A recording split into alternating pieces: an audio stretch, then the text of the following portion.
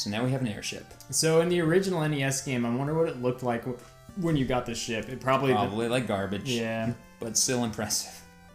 But I do wonder what it looked like. Because it didn't have that Mode 7 going on yet, and that was SNES, right? So it's not like that the map was would have just tilted that way. I don't think it... it must not have tilted. It must have just been directly overhead. It's curious, because I'm trying to remember what the airship card looked like in Final Fantasy IX. I think it was almost exactly that, but not as detailed. And now I know that that's where I need to go, but I'm trying to find a place to land. Whoop. So it's like, well, no, that's not working. Whoop, whoop. That's not working. Riggs, this isn't your house to be protecting. Can't land your there. Wimpy barks. No, that's not working either. Nope. Riggs, Hush. don't hit the Hush, mic pupper. stand. Hush, pupper. Oh, do you want to see the other dog friends that don't really like you? Yes, I do. Where do you finally land this thing at? I don't even remember. Like here? Maybe? Riggs. Because I'm trying to find something close by, but it's just not happening, and I'm starting to lose my mind. And then finally, nope. Yeah? Can you not land in that, like, brighter green? No, that's like swamp or something. You can't land there. Can't land there. The nearest point to land I can find is all the way over here and down. The tip of this little wing. Did they do that on purpose, probably? I'm pretty sure they did that on purpose, so you'd have to go on a little... And again, that's another quality of life issue. At least I had to fight a worm. That's cool. The only worm I find in the whole game. But that's another one of those quality of life issues where, what does it really do for me that I have to... Riggs. Sorry, Riggs just hit his tail against that. Yeah. Yeah. What does it really do for me now that I have an airship to make me park it so far from the next objective and walk the rest of the way? In a more refined game, you could think that you've done a lot of testing and it's like, okay, we know the player is generally about this level right here, and we want them to be around this level for the next dungeon. Yeah. So maybe we'll have them walk a certain way so they get into a little bit of encounter. It will expend some of their resources, so we'll add a little bit of, stress and difficulty to the next encounter. Yeah. But other than that, but that's not going on here. No. Like, none of that balance is here. It's just they made me park miles away and then walk my ass all the way to the next dungeon. I like to imagine Knuckles, like, at some point was like, hey guys, we need to take a break. Let's have a picnic on that nice grassy lump over there. And he's sitting down on an Ochu, and they're like, and everyone's just staring at him all wide-eyed, and he's like, what? And then one of the Ochu stalks, like, picks up a napkin and dabs his mouth. And he's like, oh, thank you. He's like, guys, these are good sandwiches, I promise, I problem. I was thinking problem. Yeah. And said problem. And that's a problem. Yeah. Find this Remora. Dude, I do appreciate the art of reskinning enemies. Being like, we'll change the color up to make it something new. And then give it a cool new name. Give it a cool new name and give it a cool new color scheme. Whoa! I know. I don't even know what it's supposed to be. I know it says bull tiger, but it kind of looks like a bulldog with like a gimp. It looks like a gimp ball in its mouth. It looks like a bulldog, like smooshing its cheeks together and going like or something. And that fight right there, that gave me 3,120 gil. So again, the curve is now almost vertical, just purely vertical. Where tiger? Because you're like, where's the tiger? That does not look like a fucking tiger to me. It looks like a naked man in some kind of complex pose. Again, with just like a gimp ball in his mouth. Roar. And for some reason they poison you. Because why not? Enemies are just throwing poison at you left and right in this game. And apparently I cut out the actual curing of the poison. Now they're basilisks. Yeah, instead of just lizards. But now they can turn me to stone because they're basilisks. Oh boy. And again, that's why I picked up Stona, because petrification is one of those really rare ailments, but it's so significant that you don't want to be caught unaware. Because it'll game over you, right? Exactly. It seems to cure itself after battle in this one at least, but it will... It's not like poison. You can just fight through the pain, as it were, with poison, but petrify, it doesn't just wear off. and if your whole party is petrified, you're done. Yeah. And gold needles in this one are like 3,000 gil or something. They're incredibly expensive. And we have the crown, which, I don't know, it's weird. He references the crown, which we got a long time ago, before even the Earth dungeon. But we couldn't get here until we had the airship. So it's odd to me that that's the proof that he's referencing. You think he'd reference like that you have 2 of the 4 crystals or something. Or I just saw the giant ass airship fly over trying to park. Did you find parking? Did you find parking? Okay, you've proven yourself a hero. Oh, I sped this whole bit up because it's one of these labyrinths. I have a real hard time enjoying dungeons like this. Where, oh sure, you get warped to points and there's no correlation between the point you're at and what point you're gonna go to. I don't like it. So it was just me throwing my head against it for, I don't know, 10 minutes. I wanted to leave it in just to demonstrate the experience. Yeah. And also, I guess if you need a gun. Apparently there's some sort of exploit with dragon zombies that you use to put together your party, but I never figured it out. But I want to leave this in because again, it gives you that experience. I guess if you absolutely needed a guide as to how to get through here, this is it. Slow down. Oh fuck, these guys, I forgot.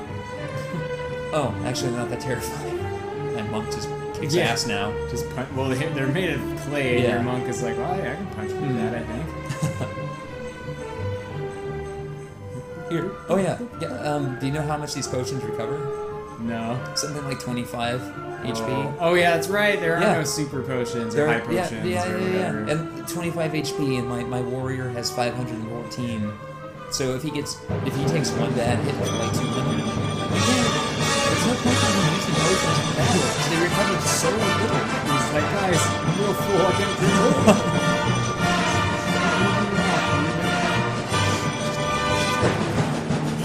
It's like a little bit of alcohol in it because most of the time teachers have alcohol. Yeah, just a little bit because they need to distill some important bit. So yeah, you're just getting fucked up on potions by midday. Oh, so I found the first of the important items. I found gauntlets. Oh, okay. Gauntlets are, you can equip them as a glove item, but the description is an item used with power equal to 3.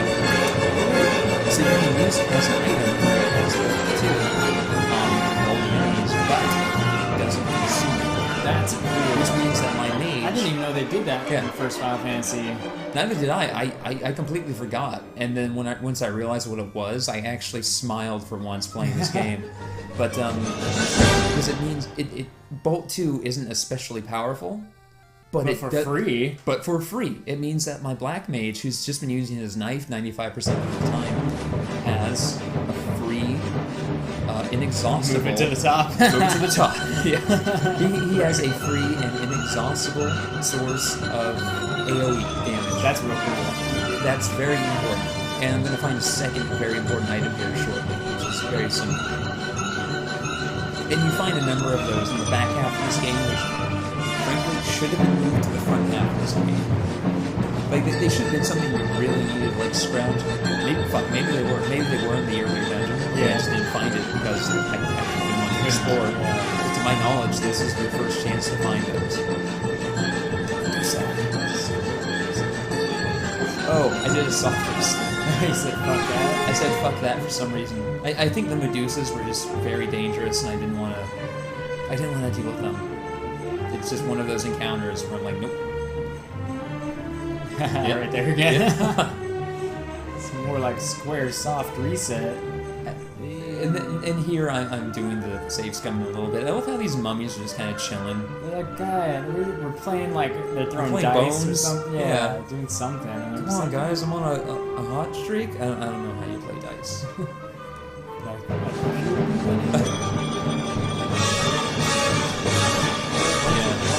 I soft reset right there because I realized that going through that teleporter was taking me all the way back. Going through that teleporter was taking me all the way back. That's a good... I need to go through that one. Then finally, we're back at regular speed. I would have done the same thing. Yeah. I would have just said nope.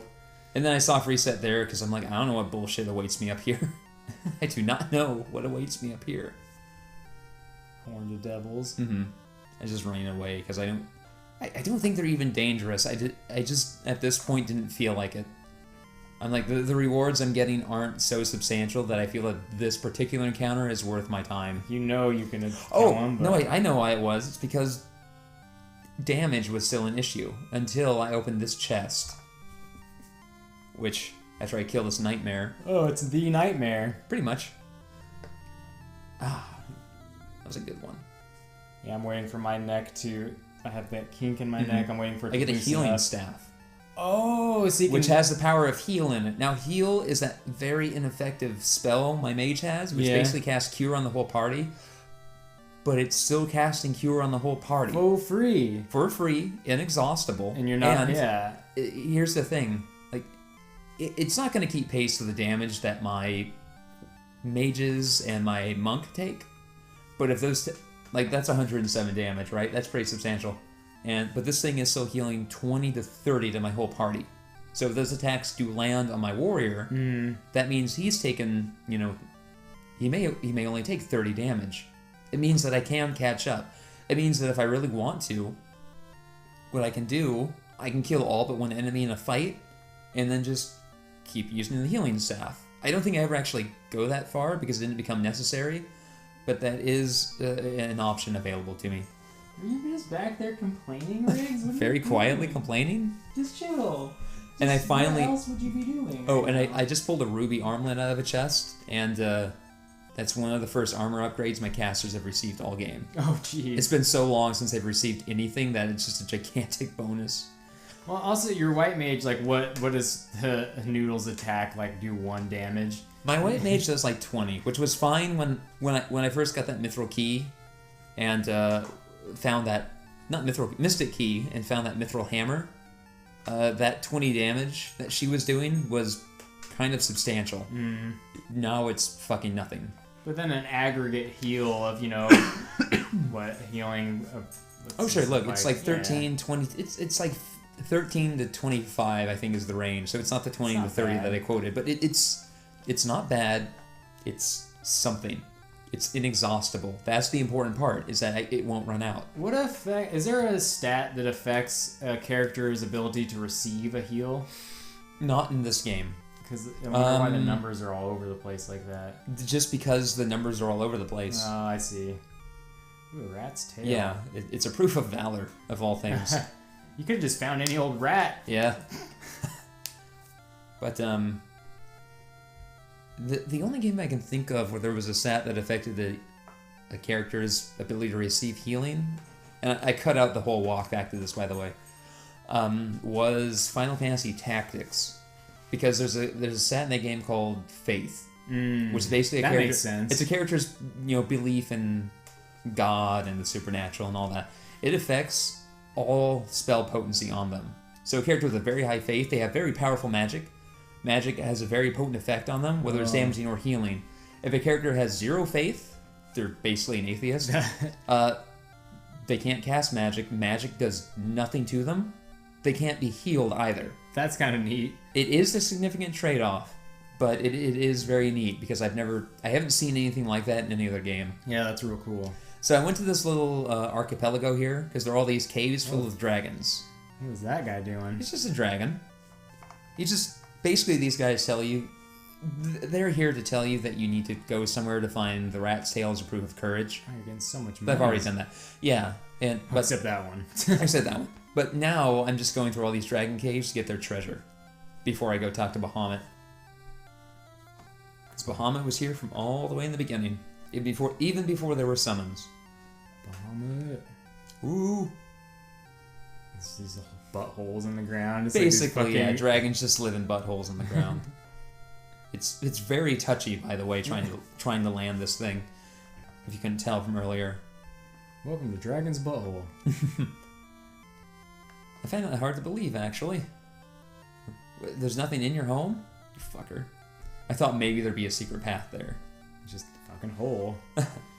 What did it say? Just like... It said that long ago humans and dragons lived peacefully in coexistence. It's weird that they would just have that there for nothing. Yeah. Just flavor, basically. Tasty, spicy flavor. Yeah,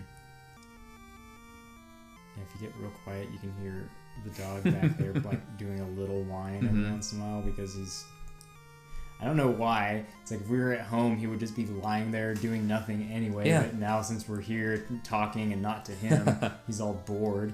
Guardian dragons are creatures of peace. We not kill unnecessarily, unless it's fun. But what does that mean? Like necessary? You Yeah. know, what is necessary yeah. to them? Like we don't kill unless it's necessary. But when is it necessary? It's necessary when we decide to 10 gil. Like that one's a trick. Just back out the hole. Back. Yeah. For some reason, that one just took a while to load. Yeah, let's see here. Visited that. Ooh, 2 holes. Which make this thing look like it has a fucking ditto face. All just sloppy and it's kind of cute. I love how basic ditto is. Mm-hmm. I feel like they just had a question mark in that spot. Like, we need something for this slot. And they had some ideas. Yeah. And the artist was like, fucking, I don't know. And just drew like this pink lump with some nub arms. Just make it and cute. a little smile. just make it cute, alright? And they're like, that works. Like, what do you mean? Also, Ditto is probably the easiest Pokemon to turn into a plush, I just realized. Yeah. It's just a lump. Anybody with any sort of knitting skills or whatever. Like I could make it if I just had, you know, a square foot of purple cloth and some needles. Some glue. Just glue it together. And you got this long approach into this, what appears to be a dragon-shaped muzzle. Yeah. Great King of Dragons. I like that. That's how dopey these dragons are, by the way. And I like that Bahamut has like a throne. Yeah. And chills out. Show me your courage. Here's a rat's tail, I guess. That'll do, bro. Yeah, those rats are real bastards. I know what you must have gone through to get this. Titles worthy of hero. Mm-hmm. Is this where you're gonna get like even better? You are the fattest man alive. Wait, oh no! Oh god, no! I don't want that title. Hooray! Yeah. I bet that is fun. To be like, now you're better. Does it increase your stats and stuff? I think it does, yeah. And it gives you access to better shit. Like, finally, my white mage can cast Warp 2 to get me out of dungeons. Fuck. Which I think I use to... See, bless the crystals, because he's done. Go back. Like, nope. No, I think I was just trying to get I think I didn't notice the shape of that at first. I'm like, wait a minute. So now we're taking care of it. Some more side content, basically. Well, I say side, but it is necessary for progression. It's just a little obtuse. It seems like side stuff because it's not like, let's go to the next dungeon. Exactly. You need to do it in order to progress to the next dungeon, but it's one of those things that you would have wandered around just talking to people aimlessly for a while until you got a vague clue. There's a caravan in that forest there, and I need to go buy something from the guy in that caravan, but I need to find a place to land. It's so silly. Like, just let me land next to a town, please. Just want to see these guys. I mean, yeah, they look suave. That's for sure. They look fucking suave, and I think they do. It might be that their stats increase faster from this point. I'm not certain. Like Knuckles looks like a decent young man now. He doesn't have that like bro poof in the front. No, he's wearing this cool like open coat, so he's still showing off his muscular torso, but he's a little classy about it. Jeez, that fucking desert Beretta. And it gave me 1 gil. What? I know. It's like, I don't have money, guys. I just like to kill people. So from this point onward, my casters almost always use the staff and the gauntlets. That time it did about 25 each. Yeah, that was good. Sometimes it just rolls high. Again, another of my gripes about this game is the disparity between the high and the low rolls. Like, sometimes your characters will hit for 14, sometimes they'll hit for 60. And that's not necessarily the result of a critical hit. I can understand that. It's like, you get a critical hit on a particularly high roll, it's going to do way more damage than you thought your characters could do, but there's no critical hit spark. Yeah. So it's like, just... What was that? Yeah. So I have to buy this fairy for Fairy. 50,000. But at this point I have 251,000 gil. Because again, the spike is now so vertical that it's almost inverted and coming back on itself. Like maybe they thought like, wow, it's gonna be real hard for them to get that much. Let's give them a lot. Yeah, and then let's after just start, this point, yeah. At this point, let's just start pouring. I like how the continent on the right is shaped like a dumb bird. yeah, caw-caw. In fact, the people who live in the one town up north even call it like the Falcon's Eye. And they refer to their neighbors down south as like the Falcon's Wing. What does that bottled fairy do? Does it heal you if you die? No. Drink In fact, it? I don't know if I even do anything with the fairy in this episode. Let's see. No, it's necessary for... I might do something with it here. It's necessary for access to the water dungeon. Again, it's a very obtuse quest.